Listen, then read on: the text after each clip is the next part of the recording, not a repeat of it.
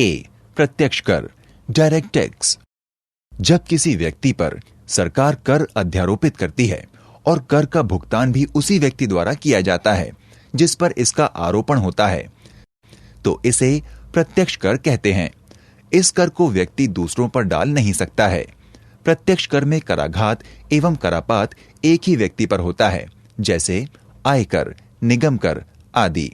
हम जानते हैं कि आयकर जिस व्यक्ति की आय पर लगाया जाता है, कर का भुगतान भी वही व्यक्ति करता है।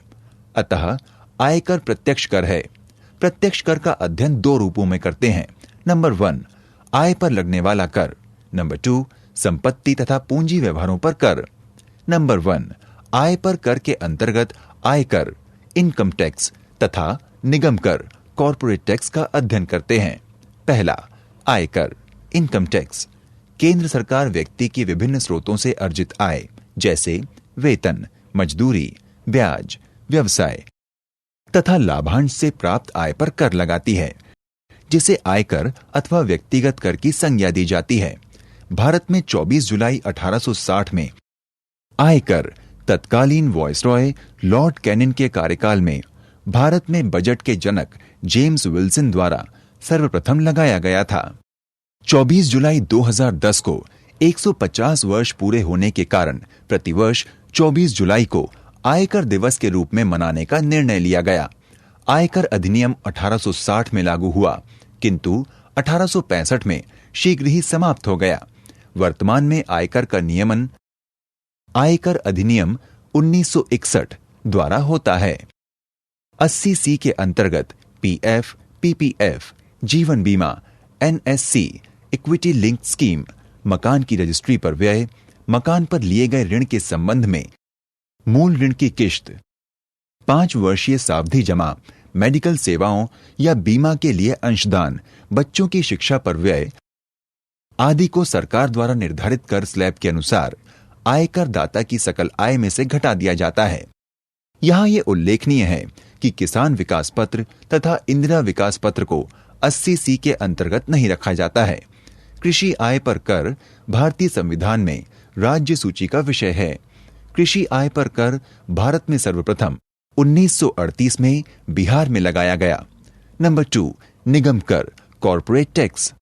वर्तमान में कंपनियों के निवल लाभ पर जो कर लगाया जाता है उसे निगम कर कहते हैं। 1960 से पूर्व कंपनियों के लाभ पर लगने वाले करों को सुपर टैक्स कहा जाता था। बजट 2013-14 में घरेलू कंपनियों के संबंध में निवल कर की दर 30% है। इसके अतिरिक्त ऐसी घरेलू कंपनियां जिनकी कर योग्य आय 10 करोड़ से अधिक होती है, उन्हें 10% अधिभार भी देना होता है, जो पहले 5% था। विदेशी कंपनियों के संबंध में अधिभार की दर 2% से बढ़ाकर 5% कर दिया गया है। उल्लेखनीय है कि पी शोम सलाहकार समूह ने यह सुझाव दिया है कि निगम कर की उच्चतम सीमा दर व्यक्तिगत आयकर की सीमांत दर से अधिक नहीं होनी चाहिए। नंबर 2, संपत्ति तथा पूंजी व्यवहारों पर कर। केंद्र सरकार संपत्ति पर भी कर लगाती है। भारत में संपत्ति पर लगने वाले कर निम्नलिखित हैं। नंबर 1, ई स्टेट ड्यूटी। सर्वप्रथम 1953 में वित्त मंत्री CD देशमुख ने लागू किया। प्रशासनिक आयोग द्वारा गठित LK झा समिति की संस्तुति पर 16 मार्च 1985 से ये कर समाप्त कर दिया गया। नंबर 2, उपहार कर, गिफ्ट टैक्स। पहली बार अप्रैल 1968 में लगाया गया।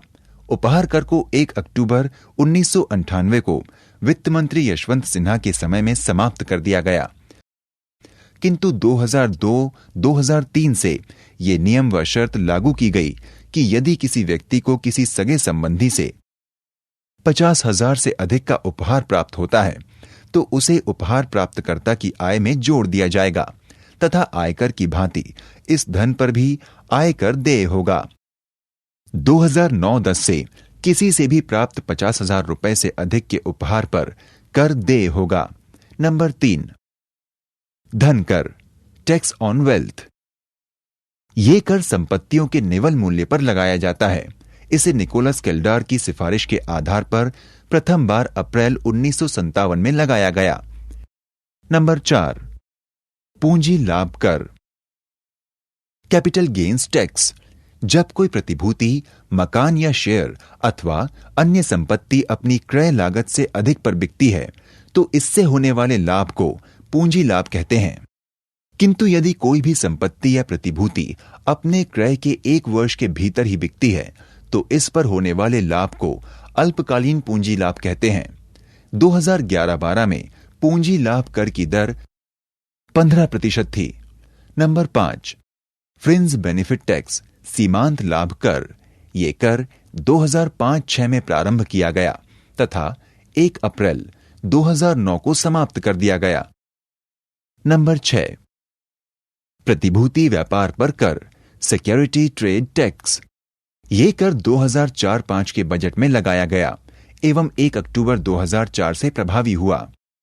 ये ऐसा कर है जो शेयर के लेन देन में कुल प्राप्त या दी गई राशि पर लगाया जाता है। Number 7, banking cash transaction tax. ये टैक्स 2005-6 में शुरू किया गया तथा अप्रैल 2009 को समाप्त कर दिया गया। नंबर 8, लाभांश वितरण कर, डिविडेंड डिस्ट्रीब्यूशन टैक्स। ये कर 2007-8 से शुरू किया गया है। इनके अतिरिक्त कुछ प्रमुख प्रत्यक्ष कर और भी हैं, जैसे इंटरेस्ट टैक्स, डिविडेंड टैक्स आदि।